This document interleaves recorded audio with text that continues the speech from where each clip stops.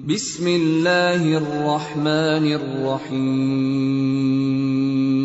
الذین آتیناہم الکتاب یتلونہ حق تلاوتہ اولئک یؤمنون بہ ومن یکفر بہ فاولئک هم الخاسرون۔ محترم سامعین، السلام علیکم ورحمۃ اللہ وبرکاتہ۔ ایمان سیریز کے 6ویں لیکچر میں آپ سب کا استقبال ہے۔ اس سے قبل کے لیکچر میں ہم نے ایمان کی دوسری اہم ترین کیفیت پر اپنی گفتگو کا آغاز کیا تھا، جس میں ہم نے یہ دیکھا کہ ایمان کی دوسری کیفیت پرتاثیر کیفیت ہے، جس کے نتیجے میں جب اللہ کا ذکر بندہ مومن کے سامنے کیا جاتا ہے، اللہ کی کتاب کی آیتوں کی تلاوت کی جاتی ہے، تو اس کے نتیجے میں اس کے دل دہل جاتے ہیں اور اس کے ایمان میں اضافہ ہو جاتا ہے۔ یہ کیفیت پرتاثیر کیفیت ہے، جس سے متعلق تفصیل سے ہم نے اس سے پچھلی ویڈیو میں گفتگو کی ہے۔ ہم نے پچھلی گفتگو کو جس سوال پر کنکلوڈ کیا تھا وہ یہ کہ ہم کیسے اپنے اندر اس کیفیت کو پیدا کریں۔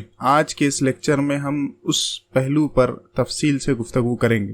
ایک پہلو جس پر ہمیں غور کرنا چاہیے وہ یہ ہے کہ یہ قوت تاثیر، یہ قرآن مجید کی تلاوت کے نتیجے میں پیدا ہونے والی ایمان کی زبردست کیفیت ہم کیوں محسوس نہیں کر پاتے ہیں؟ اس کے بہت سے جوابات ہو سکتے ہیں۔ کوئی شخص یہ کہہ سکتا ہے کہ ہم عربی سے ناواقف ہیں، اس لیے وہ کیفیت ہمارے اندر پیدا نہیں ہوتی جو قرآن مجید کی عربی میں موجود ہے۔ یقیناً قرآن مجید کی عربی سے قرآن مجید کے مطالعے میں بہت بڑی تبدیلی واقع ہوتی ہے۔ یہ پہلو وہ ہے جسے انسان سیکھ سکتا ہے، لیکن یہ وہ معیار نہیں ہے جس کے نتیجے میں ہم یہ کہہ سکیں کہ عربی سے واقفیت ہی کے نتیجے میں قرآن مجید کی قوت تاثیر پیدا ہوتی ہے۔ اگر یہی معیار سمجھ لیا جائے تو اس کے نتیجے میں تمام عربوں کے اندر یہ تاثیر محسوس ہونی چاہیے تھی، اور وہ تاثیر جو ایمان کی حلاوت پیدا کرتی ہے اس کو ظاہر ہونا چاہیے تھا۔ دوسری وجہ جس کو ہم نے اس سلسلہ کلام کے نتیجے میں سمجھنے کی کوشش کی ہے وہ یہ ہے کہ جب عقیدے اور عمل کا شک دور ہوتا ہے تو اس کے نتیجے میں یقیناً سامنے والے کی بات ہمارے دل پر اثر پذیر ہوتی ہے۔ یہی معاملہ قرآن مجید کے ساتھ ہمارا ہے کہ ہم اگر اپنے عقیدے اور عمل کے شک کو دور کریں گے تو اس کے نتیجے میں قرآن مجید اور اللہ سبحانہ و تعالی کا ذکر ہمارے اندر ایک غیر معمولی تاثیر پیدا کرے گا، اس کے ایفیکٹونیس میں زبردست تبدیلی واقع ہوگی اور ہماری دل کی دنیا تبدیل ہوگی۔ ان دو وجوہات کے ساتھ ہی ایک اہم ترین وجہ قرآن مجید کے اندر بیان ہوئی ہے۔ فرمایا گیا الذین آتیناہم الکتاب، جن لوگوں کو ہم نے کتاب دی ہے ان کا معاملہ یہ ہے کہ وہ اس کی تلاوت کرتے ہیں۔ کیسے؟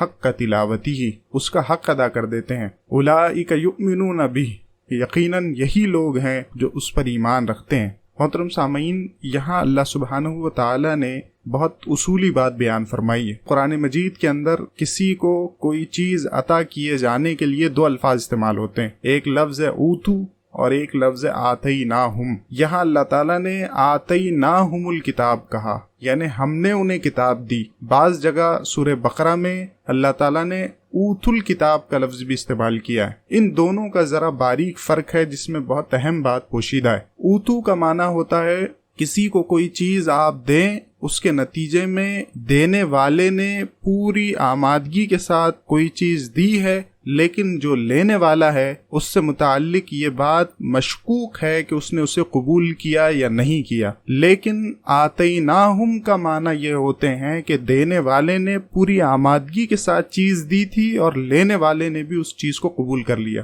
یہاں اللہ تعالیٰ نے یہ بات بیان فرمائی ہے کہ قرآن مجید کے ساتھ یا کتاب کے ساتھ سب سے بہترین اور مطلوبہ رویہ ان لوگوں کا رویہ ہوتا ہے جو آتیناہم الکتاب ہے۔ اللہ تعالیٰ نے تو تمام انسانوں کے لیے اپنی کتاب نازل کی ہے۔ یہود اور نصارہ کے پاس بھی اللہ کی کتاب موجود ہے، اہل ایمان اور مسلمانوں کے پاس بھی اللہ کی کتاب موجود ہے، لیکن سب وہ لوگ نہیں ہیں جو آتیناہم الکتاب ہے۔ تمام لوگ وہ تو ہیں جو اوت الکتاب ہے، لیکن دراصل آتیناہم الکتاب ہر کوئی نہیں ہے۔ یہاں اللہ تعالیٰ نے بیان فرمایا کہ ہم نے تو کتاب دی ہے، ہم نے تو اپنی رسی کو ہدایت کی زمین پر چھوڑ دیا ہے، لیکن دراصل جن لوگوں نے اس رسی کو نیچے سے تھاما ہے، جن لوگوں نے اس رسی کو پکڑا ہے، وہی لوگ قرآن مجید کی پڑھنے کا اور اس کی تلاوت کا حق ادا کرتے ہیں۔ دوسری بات یہ کہی گئی ہے کہ جو لوگ کتاب کو تھامتے ہیں، کتاب کو پکڑتے ہیں، ان لوگوں کا طرز عمل یہ نہیں ہوتا ہے کہ وہ بس اندھے بہروں کی طرح اس کی تلاوت کرتے ہیں، بس پڑھ لیا اور آگے بڑھ گئے، بلکہ ان لوگوں کا معاملہ یہ ہوتا ہے کہ حق کا تلاوتی ہی،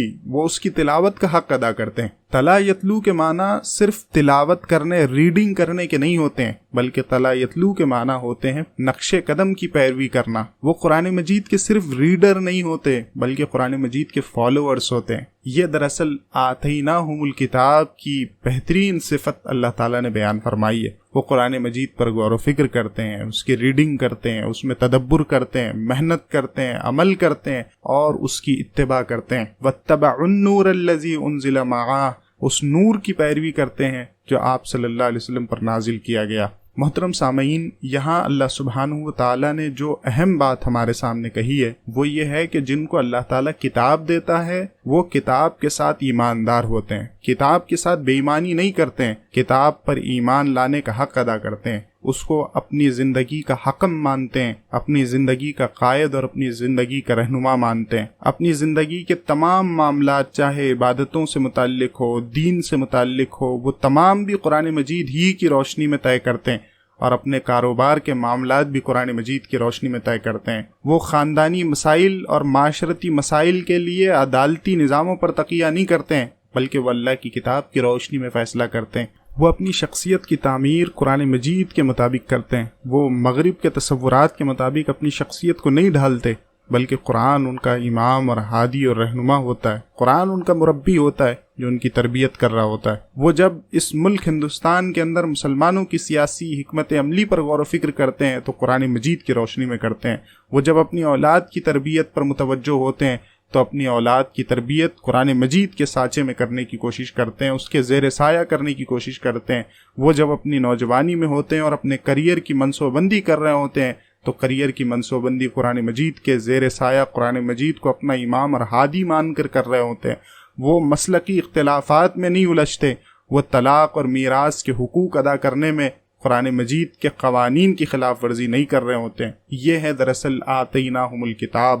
اس کے برخلاف زندگی کے تمام معاملات میں جو لوگ دنیا کے قوانین کی تو پیروی کر رہے ہوتے ہیں، لیکن قرآن مجید کو جس پر انہوں نے ایمان لایا، اس کو اپنی زندگی کا حکم، اس کو اپنی زندگی کا رہنما اور اس کو اپنی زندگی کا امام تو نہیں مانتے، لیکن دعویٰ ضرور کرتے ہیں کہ ہم اس پر ایمان رکھتے ہیں، تو یہ لوگ سب بے ایمان لوگ ہیں۔ یہ لوگ دراصل آتیناہم الکتاب نہیں ہیں، یہ وہ لوگ ہیں جو اوت الکتاب ہے، جنہیں کتاب تو دی گئی ہے لیکن انہوں نے اس کتاب کو پکڑا ہی نہیں ہے۔ کتاب کو پکڑنے کا بہت اہم مطلب ہے۔ جو لوگ کتاب کو پکڑتے ہیں، جو لوگ کتاب کو تھامتے ہیں، وہی لوگ اس کتاب کی تلاوت کا حق ادا کر سکتے ہیں۔ آپ ذرا سوچیں کہ جن لوگوں کا رویہ ہی قرآن مجید سے متعلق بے ایمانی پر مبنی ہو، قرآن مجید ان کے لیے کوئی تاثیر اور حلاوت کا ذریعہ نہیں بن سکتا ہے۔ ہمیں اس بات کے جائزہ لینا چاہیے کہ کہیں ہم قرآن مجید کے ساتھ بے ایمان تو نہیں ہیں۔ اگر ہم بے ایمان ہیں تو قرآن مجید ہمارے لیے کوئی تاثیر کا سبب نہیں بن سکتا۔ یہ وہ بنیادی پہلو ہے جس کے نتیجے میں قرآن مجید اپنی تاثیر پیدا کرتا ہے۔ اس کے بعد پھر دوسرے نمبر پر وہ اسکل کا پہلو شامل ہے جس کو حق کا تلاوت ہی کہا گیا ہے، یعنی تلاوت کا حق ادا کرنا۔ اس میں عربی سے واقفیت بھی شامل ہے، اس میں غور و فکر اور تدبر کے اصول اور ضوابط کی روشنی میں غور و فکر اور تدبر کرنا بھی شامل ہے، اور اس کے اندر وہ تمام تلاوت کے پہلو شامل ہے جو قرآن مجید کے حقوق کی حیثیت سے ہم پر عائد ہوتے ہیں۔ محترم سامعین، ہمیں ان حق کا تلاوتی ہی کے اہم پہلوؤں کو بھی ادا کرنا ہے، لیکن یہ حق وہی لوگ ادا کرتے ہیں جو دراصل قرآن مجید کو تھامتے ہیں۔ ہمیں قرآن مجید کو تھام لینا ہے، اسی لیے یہاں اللہ تعالیٰ نے فرمایا اولئک یؤمنون بہ، کہ دراصل جو لوگ اللہ کی کتاب کو تھامتے ہیں، اس کی تلاوت کا حق ادا کرتے ہیں، وہی لوگ اس کتاب پر ایمان لانے کے حق میں سچے ہیں۔ اس کے علاوہ باقی سب جھوٹے ہیں اور وہ سب خسارے میں پڑنے والے ہیں۔ ہمیں اس بات کے لیے مضبوط ارادہ کرنا ہے کہ ہم قرآن مجید کی تلاوت کا حق بھی ادا کریں گے، ہم قرآن مجید کو تھامنے کا حق بھی ادا کریں گے۔ ہم نے اس سے پہلے عقیدے اور عمل کا شک دور کرنے کے وقت اس بات پر غور کیا تھا کہ قرآن مجید کے اندر جب ہم تدبر کرتے ہیں اور اس اللہ کی کائنات میں موجود آیتوں پر تفکر کرتے ہیں تو عقیدے اور عمل کا شک دور ہو جاتا ہے۔ اسی طرح اللہ سبحانہ و تعالی نے اس تاثیر کو پیدا کرنے کے لیے قرآن مجید کے اندر اہتمام فرمایا ہے۔ کہ اگر ہم اپنے اندر قرآن مجید کی تلاوت کی اس کیفیت کو اور حلاوت کو محسوس کرنا چاہتے ہیں تو ہمیں قرآن مجید کے اندر تذکر کرنا ہوگا۔ قرآن میں کہا گیا وَلَقَدْ يَسَّرْنَا الْقُرْآنَ لِلذِّكْرِ فَهَلْ مِن مُدَّكِرٍ، اللہ تعالیٰ نے اس قرآن کو آسان بنا دیا ذکر کے لیے، فَهَلْ مِن مُدَّكِرٍ، کوئی ہے جو اس سے نصیحت حاصل کرے۔ اسی بات کو اللہ تعالیٰ نے بار بار کہا کہ یہ قرآن الذکر ہے، یہ قرآن نصیحت ہے، یہ قرآن انسانوں کے دلوں کو جھنجھوڑنے والی کتاب ہے، یہ ان کے دلوں میں تاثیر پیدا کرنے والی کتاب ہے۔ ہمیں چاہیے کہ ہم قرآن مجید میں تذکر کریں۔ قرآن مجید کے اندر تدبر کی وضاحت ہم نے اس سے پہلے کی ہے۔ قرآن مجید میں تذکر کیا ہے اس کو ہم یہاں سمجھنے کی کوشش کریں گے۔ شاہ ولی اللہ محدث دہلوی نے الفوض الکبیر میں اس پہلو پر روشنی ڈالی ہے کہ قرآن مجید کے اندر جو علوم موجود ہے ان میں سے اہم ترین علم التذکیر کا موجود ہے، کہ قرآن مجید تذکیر کرتا ہے، قرآن مجید یاد دہانی کرتا ہے۔ وہ تذکیر کے پہلوؤں کو جو انہوں نے وہاں پیش کیا ہے وہ بہت اہم ہے۔ جو 3 پہلو ہیں جنہیں ہمیں سامنے رکھنا چاہیے۔ سب سے پہلا پہلو ہے التذکیر فی ایام اللہ، دوسرا پہلو ہے التذکیر فی آلاء اللہ، اور تیسرا پہلو ہے موت و بعد الموت۔ قرآن مجید کا ایک بہت بڑا حصہ ان تینوں پہلوؤں پر مشتمل ہے۔ آپ دیکھیں کہ قرآن مجید کے اندر جگہ جگہ پر سابقہ قوموں کے واقعات کا تذکرہ کیا گیا۔ یہ جو سابقہ قوموں کے واقعات کا تذکرہ ہے یہ تذکیر فی ایام اللہ ہے۔ اس کے ذریعے سے اللہ تعالیٰ پچھلے جو قوموں پر حالات گزرے تھے اس کے ذریعے سے تذکیر اور یاد دہانی کراتا ہے، اس کے ذریعے سے نصیحت کرتا ہے، بار بار بیان کرتا ہے۔ لَقَدْ أَرْسَلْنَا نُوحًا إِلَىٰ قَوْمِهِ فَقَالَ يَا قَوْمِ، بتاتا ہے کہ جب نوح کو ہم نے اس کی قوم کی طرف بھیجا تو انہوں نے دعوت دی، دعوت کے نتیجے میں کیا ہوا یہ بتاتا ہے، پھر اس کے نتیجے میں اللہ تعالیٰ کی طرف سے جو پکڑ ان پر آئی اس کو بتاتا ہے۔ وَإِلَىٰ عَادٍ أَخَاهُمْ هُودًا، کہ ہم نے عاد کی طرف ہود کو بھیجا۔ وَإِلَىٰ ثَمُودَ أَخَاهُمْ صَالِحًا، ہم نے سمود کی طرف صالح کو بھیجا۔ ہم نے لوط کو بھیجا اس کی قوم کی طرف، ہم نے شعیب کو بھیجا مدین کی قوم کی طرف۔ قرآن مجید جگہ جگہ ان باتوں کا تذکرہ کرتا ہے کہ ہم نے موسیٰ کو فرعون کے پاس بھیجا۔ یہ باتیں قرآن مجید بیان کر کے یہ بتاتا ہے کہ انہوں نے ان تک کس بات کا پیغام پہنچایا، اس کے نتیجے میں قوموں کا رویہ کیا تھا، اس کے نتیجے میں پھر اللہ سبحانہ و تعالیٰ نے کیا فیصلہ فرمایا۔ اس کو قرآن مجید جگہ جگہ تفصیل سے بیان کرتا ہے۔ ایک جگہ اللہ تعالیٰ بیان کرتا ہے افلم یہدی لہم کم اہلکنا قبلہم من القرون یمشون فی مساکنہم ان فی ذلک لآیات لأولی النہی، کیا ان کی رہبری اس بات نے بھی نہیں کی ہے کہ ہم نے ان سے پہلے بہت سی بستیاں ہلاک کر دی ہیں جن کے رہنے سہنے کی جگہ پر یہ چل پھر رہے ہیں، یقیناً اس میں عقل مندوں کے لیے بہت سی نشانیاں۔ یہ ساری قوموں کا تذکرہ کر کے اللہ تعالیٰ بتاتا ہے کہ اس واقعات میں تمہارے لیے نشانیاں موجود ہیں، اس میں تمہارے لیے عبرت موجود ہے، اس میں تمہارے لیے تذکیر اور یاد دہانی موجود ہے۔ جب ہم ان واقعات کو پڑھتے ہیں اور اللہ کے عذاب کو اور اللہ کے قہر کو پڑھتے ہیں تو دیکھتے ہیں کہ ہمارے دل دہل جاتے ہیں۔ اسی طریقے سے قرآن مجید جگہ جگہ پر آلاء اللہ کا تذکرہ کرتا ہے، انعامات اور احسانات کا تذکرہ کرتا ہے۔ سورہ رحمان میں اللہ تعالیٰ پکار پکار کر کہہ رہا ہے، اللہ تعالیٰ اپنے انعامات کو گناتا ہے اور اس کے بعد کہتا ہے فَبِأَيِّ آلَاءِ رَبِّكُمَا تُكَذِّبَانِ، بہت سی عظیم الشان نعمتیں اللہ تعالیٰ نے تم پر کی ہے، تم ان میں سے کن کن نعمتوں کو جھٹلاؤ گے۔ اللہ تعالیٰ یہ بار بار قرآن مجید کے اندر نعمتوں کا تذکرہ کرتا ہے۔ ایک جگہ اللہ تعالیٰ کہتا ہے قُلْ أَرَأَيْتُمْ إِنْ جَعَلَ اللَّهُ عَلَيْكُمُ اللَّيْلَ سَرْمَدًا إِلَى يَوْمِ الْقِيَامَةِ، یہ بتاؤ سوچ کر کہ اگر اللہ تم پر ہمیشہ قیامت تک دن ہی دن رکھے تو تمہارے پاس اللہ کے علاوہ کوئی ایسا معبود، کوئی ایسی طاقت ہے جو تمہارے لیے رات لے کر آئے جس میں تم آرام کر سکو؟ اور فرماتا ہے کہ قُلْ أَرَأَيْتُمْ إِنْ جَعَلَ اللَّهُ، ذرا اس بات پر بھی سوچو، علیکم النہار سرمدن الی یوم القیامہ، کہ اللہ سبحانہ و تعالیٰ اگر تمہارے اوپر قیامت تک کے لیے دن لے کر آ جائے جن کو تم نے اپنا معبود بنا لیا، کیا ان میں سے کسی کے پاس یہ طاقت موجود ہے کہ وہ تمہارے لیے رات کا انتظام کرے؟ اللہ تعالیٰ ان نعمتوں کو گناتا ہے جا بجا، اس کے بعد میں اللہ تعالیٰ یہ بات بیان کر کے یہ کہتا ہے کہ وَإِذَا أَنْعَمْنَا عَلَى الْإِنسَانِ، ہم نے جب بھی انسان پر نعمت کی ہے، ہم نے اس پر انعام کیا ہے، أَعْرَضَ وَنَأَىٰ بِجَانِبِهِ، تو اس کے نتیجے میں اس نے اعراض کیا، اس نے منہ پھیرا۔ أَلَمْ تَرَوْا أَنَّ اللَّهَ سَخَّرَ لَكُم مَّا فِي السَّمَاوَاتِ وَالْأَرْضِ، ایک جگہ اللہ تعالیٰ کہتا ہے سورہ لقمان میں کہ ہم نے انسان کے لیے مسخر کر دیا ہے ما فی السماوات والارض، آسمان اور زمین کو، یہ سب کچھ اسی کے لیے۔ وَأَسْبَغَ عَلَيْكُمْ نِعْمَهُ ظَاهِرًا وَبَاطِنًا، اور ہم نے اس پر اپنی نعمتوں کو تمام کیا، ظاہر میں بھی اور باطن میں بھی۔ اللہ سبحانہ و تعالیٰ جگہ جگہ ان نعمتوں کا تذکرہ کرتا ہے۔ ان نعمتوں کا تذکرہ قرآن مجید کے اندر جو کیا گیا وہ اس لیے کیونکہ التذکیر بآلاء اللہ، اللہ تعالیٰ اپنی نعمتوں کے ذریعے سے تذکیر کرتا ہے، یاد دہانی کرواتا ہے۔ تم یہ جو نافرمانی کے روش پر اترے ہو، ذرا ٹھہر کر سوچو کہ اللہ کے عظیم احسانات تم پر کتنے ہیں، اس کی انعامات کی بارش کو ذرا دیکھو، اس کے احسانات کی بارش کو ذرا دیکھو، اور یہ بات کا خیال پیدا کرو کہ اگر وہ ذرا بھی اپنا ہاتھ تنگ کر لیں تو اس کے نتیجے میں تمہاری زندگی دو بھر ہو جائے گی۔ یہ جو ہوا اور یہ جو آکسیجن جس کے لیے آج انسان تڑپ تڑپ کر مر رہا ہے، اگر اللہ سبحانہ و تعالیٰ اس آکسیجن کو روک لیں تو اس کے نتیجے میں کون سی قوت اور طاقت ہے جو یہ آکسیجن انسانوں کے لیے بہم پہنچا سکے۔ اور تیسرا اہتمام جو بہت کثرت کے ساتھ اللہ تعالیٰ نے کیا ہے وہ موت و بعد الموت ہے، کہ قرآن مجید کے اندر جا بجا اس بات کا تذکرہ کیا کہ انسان بھول جاتا ہے کہ اس کو مرنا بھی ہے، اس کے نتیجے میں وہ ہڈرمی اختیار کرتا ہے، اس کے نتیجے میں وہ تکبر اختیار کرتا ہے اور سمجھتا ہے کہ اسے کبھی مرنا ہی نہیں ہے۔ اللہ تعالیٰ بار بار موت کو یاد دلاتا ہے، بار بار موت کے بعد واقع ہونے والے مناظر کو بیان کرتا ہے، قیامت کی ہولناکیوں کا تذکرہ کرتا ہے، ایک طرف جنت کا بھی تذکرہ کرتا ہے، جہنم کا بھی تذکرہ کرتا ہے۔ بار بار آپ دیکھیں کہا وَنُفِخَ فِي الصُّورِ فَصَعِقَ مَن فِي السَّمَاوَاتِ وَمَن فِي الْأَرْضِ، کہ جب سور پھونکا جائے گا تو آسمان اور زمین میں جو کچھ ہے سب بے ہوش ہو کر گر پڑے گا، مگر جسے اللہ چاہے پھر دوبارہ سور پھونکا جائے گا، پس وہ ایک دم کھڑے ہو کر دیکھنے لگیں گے۔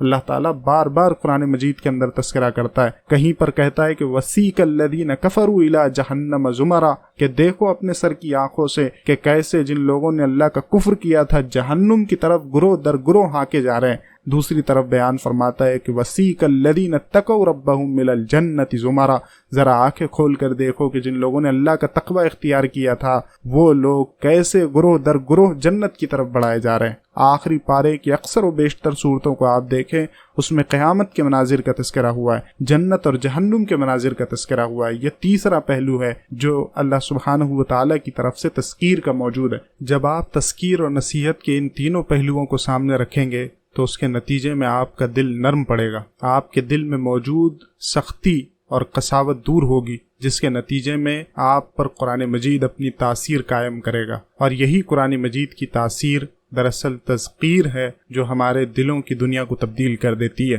تدبر، تفکر اور تذکر، یہ بنیادی طور پر تین اہم ترین اصول ہے جو قرآن مجید نے خود ہم کو دیے ہیں، جس کی روشنی میں ہم قرآن مجید سے اپنا زندہ جاوید تعلق قائم کر سکتے ہیں۔ جب کسی بندہ مومن کا تعلق قرآن مجید سے اس حیثیت سے قائم ہوتا ہے تو اس کے نتیجے میں آپ دیکھیں کہ کیا زبردست تبدیلی واقع ہوتی ہے۔ رسول اکرم صلی اللہ علیہ وسلم نے حضرت حارث سے جب ملاقات ہوئی تو ان سے پوچھا تم کس حال میں ہو؟ حارث بن مالک رضی اللہ تعالیٰ عنہ نے عرض کیا اللہ کے فضل سے حالت ایمان میں ہوں۔ رسول اکرم صلی اللہ علیہ وسلم نے فرمایا فَإِنَّ لِكُلِّ حَقٍ حَقِيقَةً فَمَا حَقِيقَتَهُ، کہ ہر چیز کی حقیقت ہوتی ہے، ذرا یہ بتاؤ کہ تمہارے ایمان کی حقیقت کیا ہے؟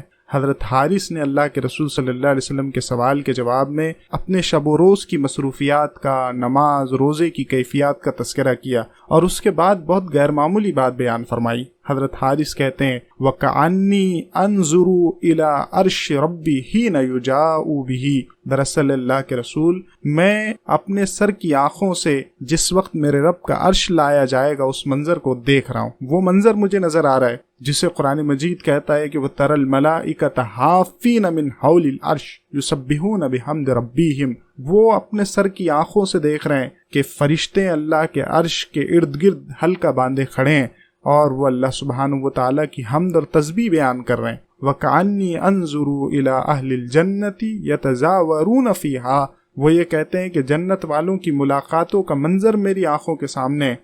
وہ جب ان آیتوں کو پڑھتے ہیں کہ ان اصحاب الجنت اليوم فی شغول فاقہون، کہ اس دن اصحاب جنت مشغول ہوں گے مزے کرنے میں، ان کی محفلیں جمع ہوں گی، وہ تکیہ لگائے مسندوں پر بیٹھے ہوں گے، کس قدر مسرتوں اور خوشیوں کا منظر ہوگا جس کے درمیان اہل جنت موجود ہوں گے۔ وَكَأَنِّي أَسْمَعُ أَوَاءَ أَهْلِ النَّارِ، گویا میں دوزخ اور اہل دوزخ کی چیخ و پکار اپنے کانوں سے سن رہا ہوں۔ اللہ تعالیٰ قیامت کے دن جہنم سے پوچھے گا یوم نقول لجہنم حل امتلأت وتقول حل من مزید، کے دن اس سے فرمائیں گے کیا تو بھر گئی؟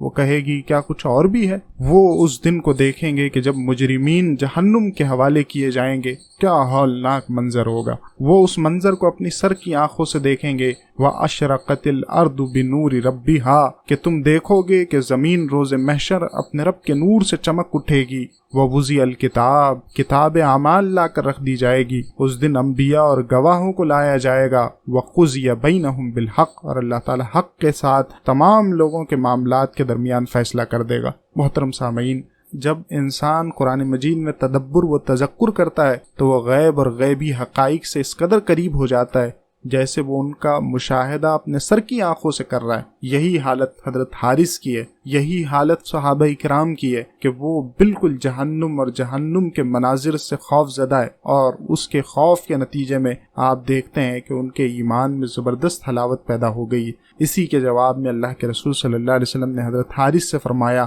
مؤمن نور قلبہ، کہ ایسے ہی لوگ مومن ہوتے ہیں جن کا دل ایمان کے نور سے روشن ہوتا ہے۔ جب ہم قرآن مجید میں تدبر و تذکر کریں گے تو یہی ایمان کی حلاوت اور کیفیت اپنے اندر محسوس کریں گے۔ اقول قولی ھذا واستغفر اللہ لی ولکم، آمین، وآخر دعوانا ان الحمد للہ رب العالمین۔